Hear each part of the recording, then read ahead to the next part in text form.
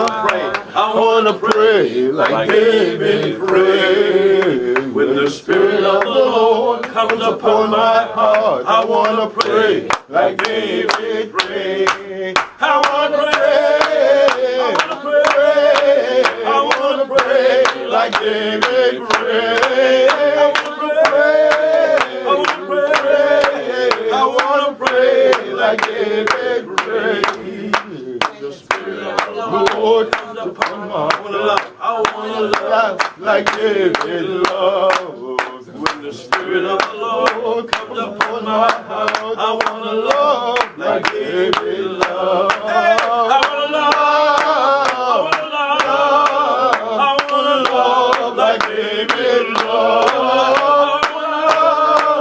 I wanna love, I wanna love like David loves. The Spirit of the Lord comes upon my heart. I wanna dance like David danced. When the Spirit of the Lord comes upon my heart, I wanna dance like David danced. I wanna dance, I wanna dance, I wanna dance like David danced. I wanna dance, I wanna dance, I wanna dance like David danced. Amen. Amen. Yes, sir. Thank you, Father Bio. Thank you. Mother Bio. Thank you. Can I just drink out the bottle? Yes, sir. Thank you.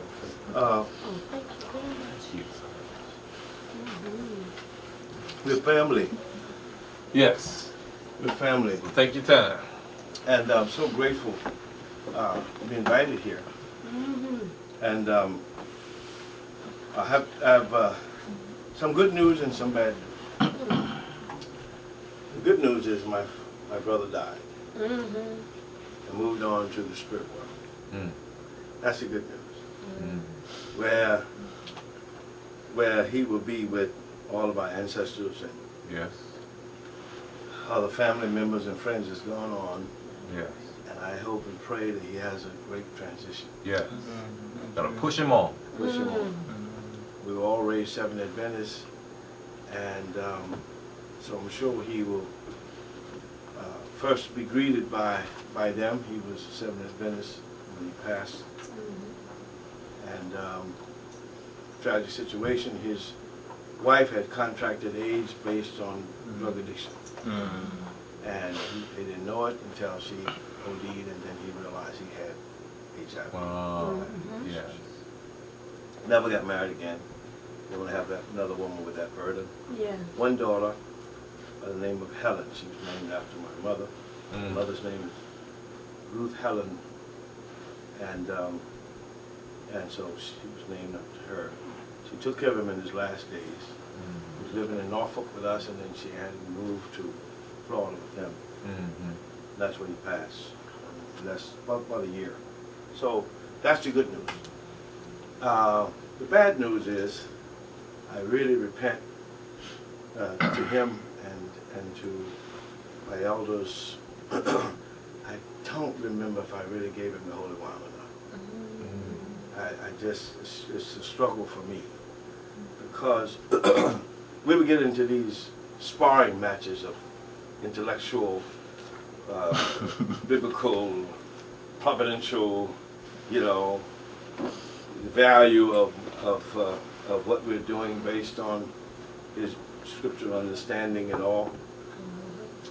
And I regret we spent so much time doing that. But you could never win an argument with Jonathan. You don't win anyway, no matter what. That's just his nature. So, anyway, that's my bad news. And other bad news is that the bad news, last bad news, we can correct. We can correct. I'm so grateful for our morning care. I advise all of you and wish that all of you would have that opportunity to get on the morning call. I've been in this movement for almost 40 years, but I've learned more on those days of reading Father's words.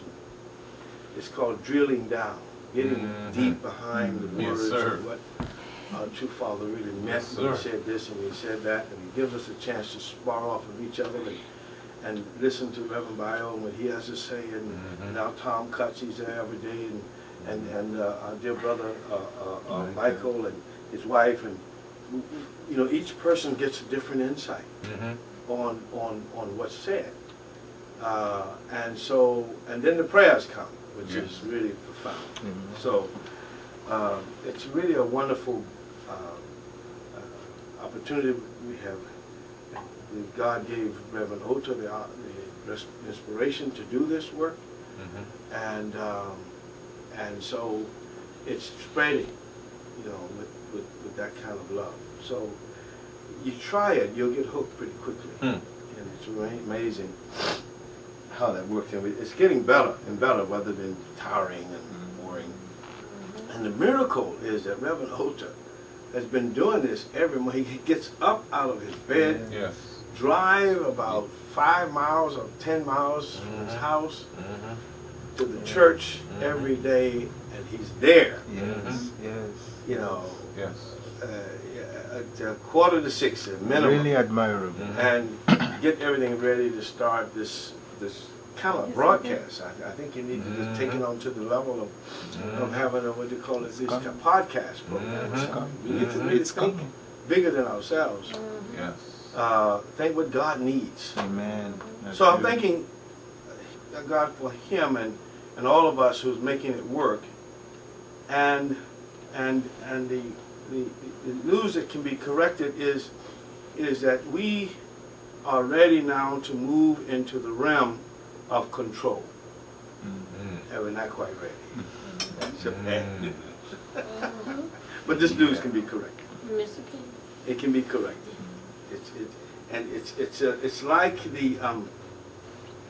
It's like the dawning of a new day. You know, when the new day starts, right? The new day starts in the darkest hour. Yes, that's a fact. The darkest hour. That's when a new day starts. And yet that darkest hour, if you just pay attention to that moment, you'll be in total despair and can't figure out what's going on.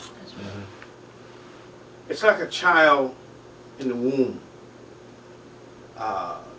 If you were an alien with no understanding of birth, right? And you had an opportunity to look through some sort of radiation area or whatever they do, sauna area, and you see this baby in the womb, and you say, oh, look at all of these external things. What does he need that for? What does he need a nose for? He can't breathe in the womb. Why does he need that nose? Come on with it. How about eyes? He don't need an eye. He can't see nothing. It's black all around. And ears. What is he? He can't hear. And he don't need the mouth because he's not eating from it. Can't say a word. Can't sing. He don't need these things. Why is he in that situation with all these things? And his organs. What is that for? I mean, and arms. He don't need. Can't move. He can't throw a ball. He can't hit a ball. He can't run. Don't need any legs. In that moment, he doesn't need it. But in the process of him in preparation in that womb, for when he does need it on the outside of the womb, it's getting him ready to smell and to see and to hear and talk and to walk and to do all those things. And in the process of that, the care and the love that has to be developed to help that child become who it needs to be. It's all up to who? To the mother, to the parents. That's right. To eat right, to sleep, to rest, and then final moment of delivery.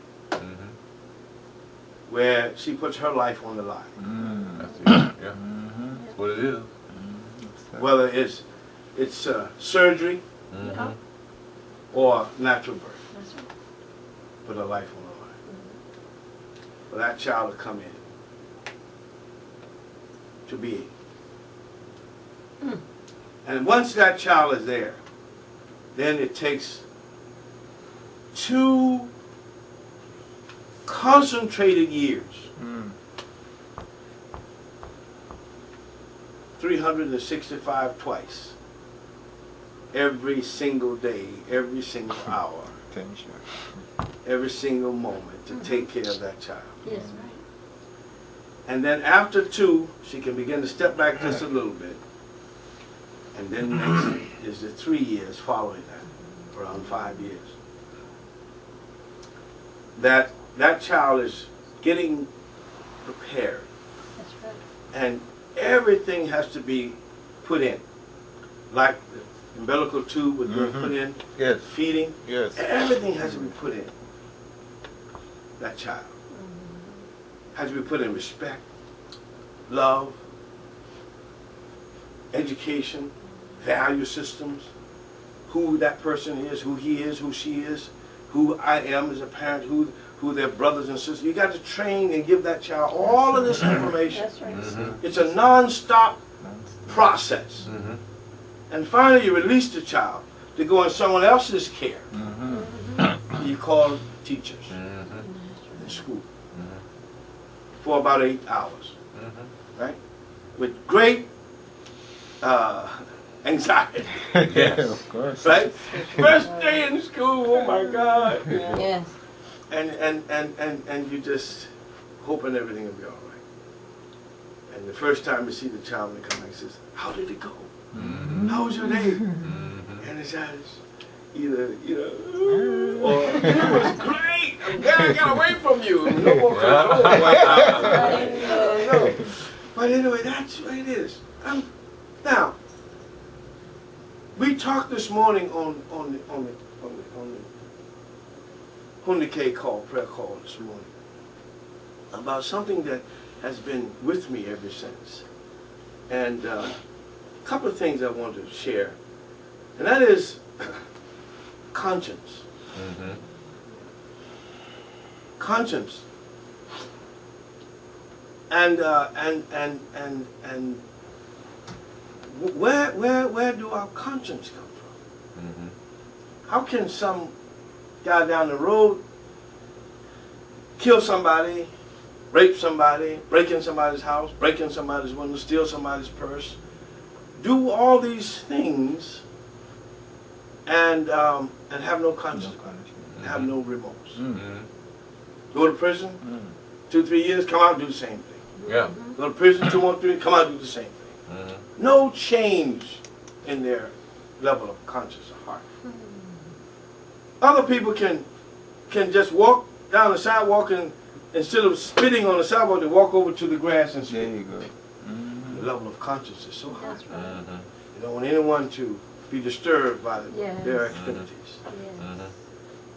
The level of conscience is so high. If they walk in, they and trip or bump up to, "Oh, I'm sorry," right? I was in Hurst Cheetah yesterday, and I got about maybe 15 people saying to me, "Oh, I'm sorry, excuse me, I'm sorry, excuse me," and they never touch me. They never touch me. But excuse me, I'm sorry, excuse me, you know, because they're respecting your space. Yes, sir. Yes, sir. Yes, sir. The level of conscience is there where they don't want to disturb what you're doing. And I just want you to know I'm behind you, I don't mean no harm. That level that some people have higher than others. But where does it come from? Yeah, well, Right? This is what we need. And yesterday in the conference, we had some high-level people there in Northern Virginia studying divine principle, and this 2 words came out that we had to deal with, because when you're speaking to high-level people, you don't teach them, speak down to them. They know much as you know, or more, right? So you have to respect who they are and their position. This was the wife of the ambassador, and she says, Judy DeJean was giving the talk about the fall, and she said, and this lady was from country in China, Thailand. right? And she said, and they were cast out of the garden. She said, wait a minute. She was kind of like a word master. She said, cast. You know, there are caste systems to this day. Yes. Right? She took it right to that level. I mean, right away. Right? So the first caste system was in the garden, you're saying. Yeah. Where they lost their position of value and had to be cast to another dimension. Okay, now I'm with you. You understand what I'm saying? So the caste systems in India, there's caste systems where you're born as a certain background. Your daddy was a blacksmith, you got to be a blacksmith. You can't move from that. You're a farmer, you're a maid, you're a butler, you're in that, and even Europe has that kind of concept. Absolutely. Right? Where you in this caste system, you're cast. We looked at it as cast out of the garden, but you're cast at a level lower than you're supposed to be, or that other people are. That began the caste system from Adam and Eve. That's amazing, isn't it? Yes. To think about where they were, and now they started out as God's what? Children. Yeah. And then when they left that position as God's children, they failed to what? Servant of servants, even lower than the servant of servants. Yeah. That's a caste system, isn't it? Yes, sir. Yes, animals. Amazing, isn't it? Now that you said, yeah, I'm with you now. Huh? So they feel, they're conscious, and these people who are living in the caste system in China and India and other places, they feel justified. God did it. So she knew exactly where it came from. Go ahead. This is the natural order of things from their point of view. Exactly. Because God did it first. Yes, yes. You disobeyed, you belong over here. You're not as good as I am. You're not qualified to be up here with us. Right? Now, the other thing, we're dealing with this conscience this morning. I can't get away from it now. Dealing with this conscience this morning, the other thing was, how do we develop our conscience? And Cain, after he killed his brother, he asked a question. Who did he ask the question to? God. God.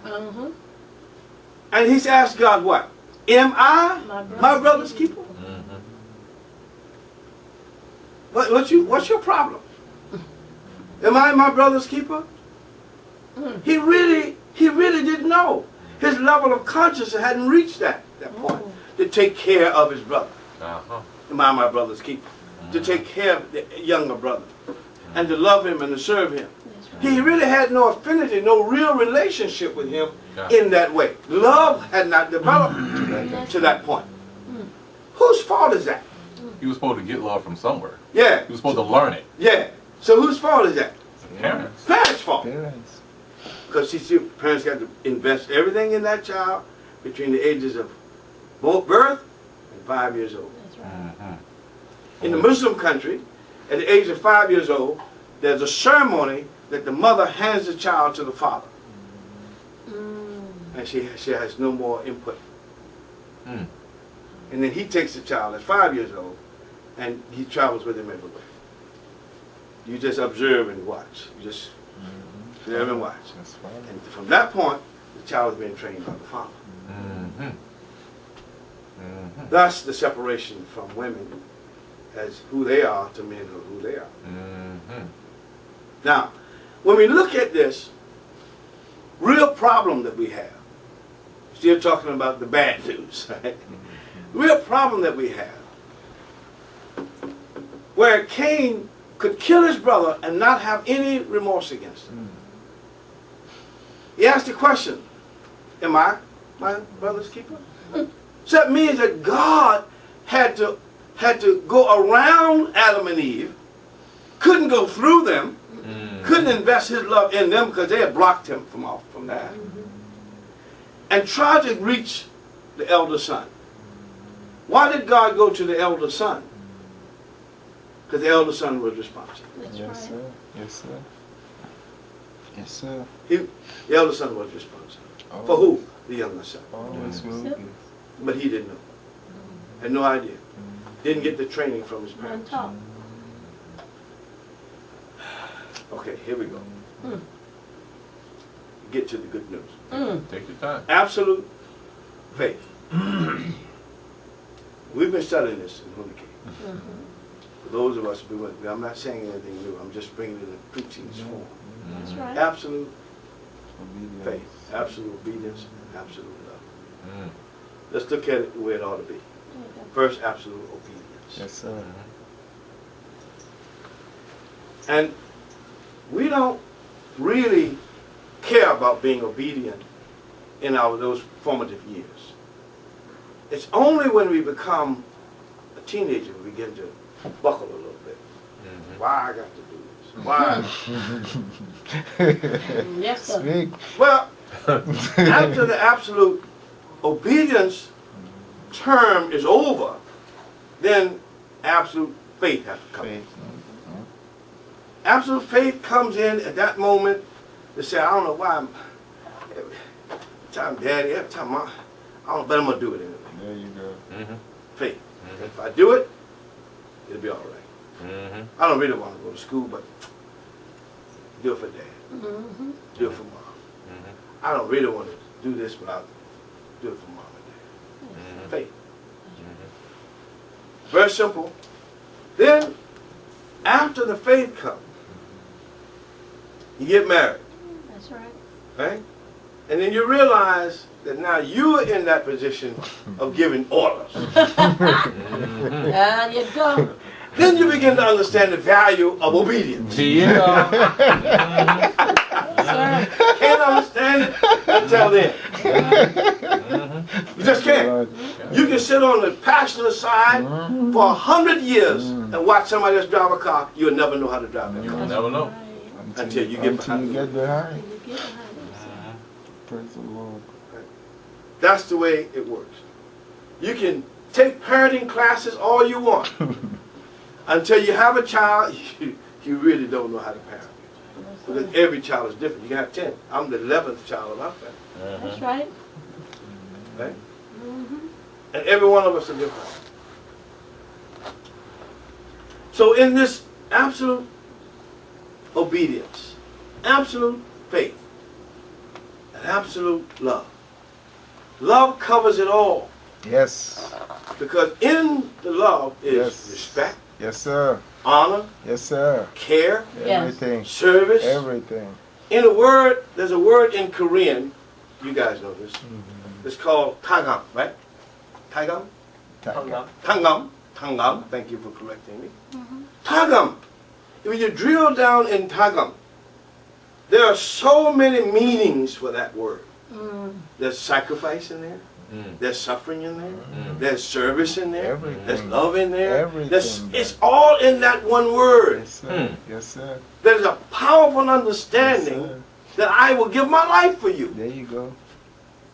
But if I just say I love you, what do you mean you love me? You don't ever have to explain to somebody when in Korean when tagam is going on, they're going to go, ooh, I give up. Yes. I surrender. It's a deep word. It never refers to things, it's only referring to people. It's amazing. I lived in Korea for 4 years. I just learned some depths of some words because what that mean? I said, what that mean? Well, that means this, I mean that. Well, wow, what, thank you. You know. So I only learned commercial and taxi Korean. Yeah. I just hear, tagam, you know, I didn't say tagam, 우리, you know, something like that. I forgot all that now, I've been so long. We want to go over here to, you know, Itaewon or something. But I really never learned, you know, how it comes. My wife did. She went to college in Korea. And she studied I think, Korean philosophy or something like that. Wow. She's a brain in the family. Yes, you do. I would have studied how to be the maintenance man Yeah. So anyhow, when we understand this depth, only that concept of tagam comes from family. It doesn't come outside. You cannot get that same understanding of servitude and care and sacrifice outside. It never refers to outside. That's right. It's an amazing concept. Irrepressible. You can't even hold it back. Wow. It's like breathing. Yes, sir. Can you just stop breathing? No way. No. How about you say, I'm tired of my heart beating. I want to just stop it. Can you stop it? It's irrepressible. Yeah. Yes, Put your head in water and say, don't breathe. You go, you can't. You start breathing in water. You can't stop it. yes, sir. Praise the Lord. That is irrepressible. That's what irrepressible means. True You love. can't stop Can't stop feeling it. what you feel. Amen. Right? So in that understanding, conscience is there. Where you just dive in front of a truck to save your Yes, baby. sir. Because that conscience is a driving force to make you do the right thing. And if the conscience is not developed, Problem. you can't do the right thing. Mm-hmm. So, all of these great leaders come along. I remember that. Put a plug on that one right there. All these great leaders come along. And their job is to teach us a higher level of conscience. Socrates and all these people came in to teach us, Martin Luther King, Mahatma Gandhi, to teach us a higher level of conscience. So we can learn to take care of each other. So when we are walking this road of care, love, based on conscience, to take care of others, the training of putting a conscience in is also necessary. If I have the job to babysit your child, right, and my conscience is low, Uh-oh. Trouble. Yeah. I'm going to Problem. put that into your child's Yes, sir. Yes, sir. heart. Right? And so you go like, where you learn that from? Who told you that? Yep. Miss Lou told you that? What? That's Lou! Why do you tell it myself? It's true. Real You know? life. True. True. That's when you really get. So there's so many different levels of consciousness. We have these great leaders that come along and help to elevate us to understand. The highest truth that we're beginning to learn today is what we call a divine principle truth. Why we call it divine principle truth? Because it comes from a divine entity to serve a divine entity. Okay. Right? Divine heavenly parent. How can something divine create something less than divine? That's right. It's not possible. It's impossible. Right? Now you can lose your position, but your divinity is still there. That's your DNA. And so therefore, because of your DNA, you still belong to the Creator. You never lose that. Yes, Right? sir. Yes. And why do we get always surprised when our parents tell us something that we thought we had hid from them? Right? Yeah. We thought we had this going. And they don't know about this. Yeah, right. I got two lives. One outside. Yeah, right. And one inside. Hey, Mom. Hey, Dad. And we think they don't know. Yeah. Right?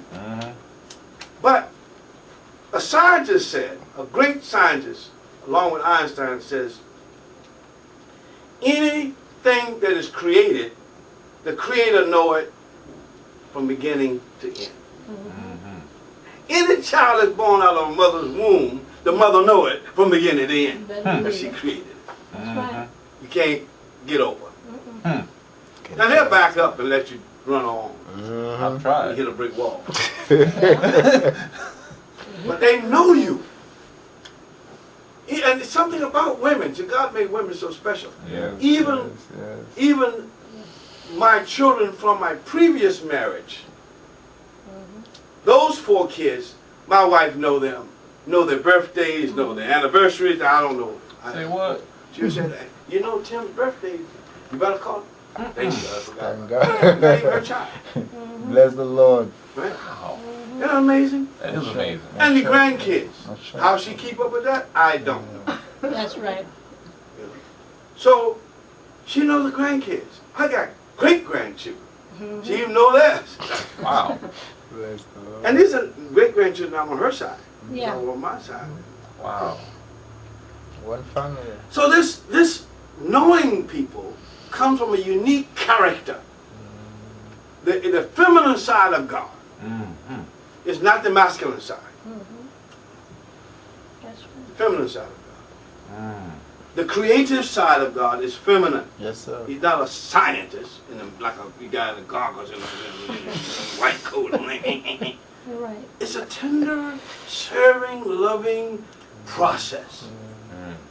That's why I proclaim it was the mother's side that asked Cain the question, Mm-hmm. not the father's side. Where's your brother? Yeah, where's your brother? How Mm-hmm. you, As how mothers you come always, up in here mothers always ask. with your, Where your brother by at? yourself? Right? That makes It's sense. not that the mother didn't know, Yeah. because Yeah, she yeah, created yeah. that. Oh yeah. It's a But rhetorical. she want to question. ask the question. Yeah. It's not that God didn't know where Adam was when he was walking in the garden. He just want to ask the question, Mm-hmm. right? And give you the opportunity to clear up stuff. There That's you Yeah. go. right. Give you the opportunity to come clean, Mm.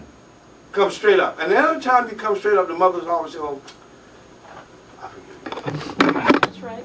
You know, in the fallen world, we say, "You ain't heard my story yet. Don't worry.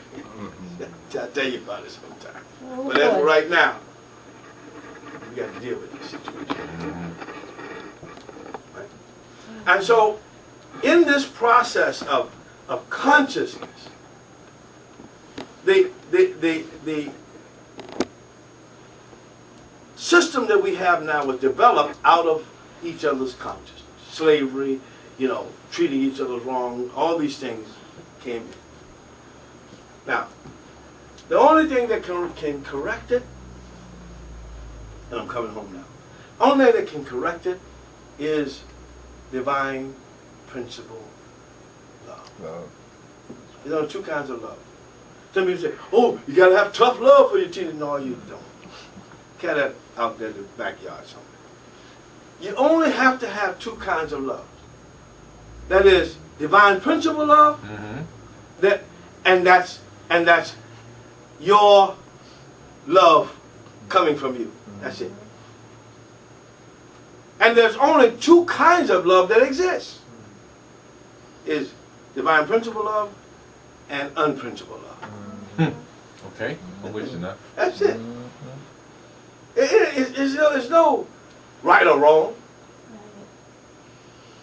There's no, you know, we call, "Oh, that's a sin." Why is it a sin? He's smoking a cigarette. "Oh, that's a sin. He. You ain't There shit. is, however, a heaven and a hell. So, right is sometimes wrong in another place. Right? Based on culture and so That's true. forth. That's and so true. on. Right? You sit down at the table in America and start eating with your fingers, you're Yeah. wrong. Mm-hmm. You go to India, you're all right. Perfect. Yeah. So right and wrong is subjective. Based on what? Your level of conscience. Mm-hmm. And what creates a culture is conscience. Right? Yes, sir. So we get involved in all of this. "Oh, you made a mistake, or you wrong, you going to hell, hey. That's completely bogus. That's completely bogus. What we need to understand is there is a heaven and there's a hell. Yes, sir. Yes, it is. Our actions will carry us one or the other place. True. Can it be corrected? When you drive a car, how many people drive cars? Oh, Everybody drive cars? Everybody. Right. You're on a straight road. The road is straight. You can see it to the end. It don't crook, bend, or curve. It's straight. Right? You're driving the car.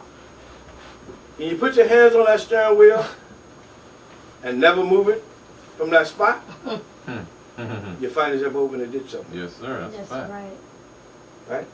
So even though the road is straight, you have to keep adjusting. Yeah, that's right. That's a fact. That's a Yeah, fact. keep adjusting. Otherwise, you're going to be in a ditch Mhm. or run into somebody. Even though the road is straight, Mhm. we have to keep correcting ourselves. Yes. Now, when you straighten your wheel and turn your wheel a little bit this way, a little bit that way, do you start cussing at the steering wheel? Or yourself? Or smacking yourself? You made a mistake. No. You just adjust That's right. and keep going. Life is the same way. Mhm. This is not an excuse to go out and do wrong now.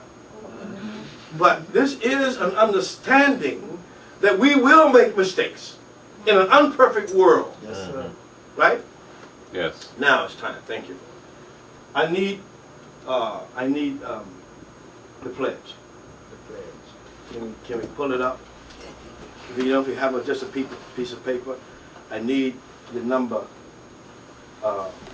6 pledge and number 7. Okay. I think it's 6 or even 5 and 7. To talk about how many do the family pledge? We all do? Yes. Oh, thank you. Yeah, you can give it to everybody. Give one to everybody. This is also a part of our developing of our conscience. All right? Right now. Thank you. Thank you.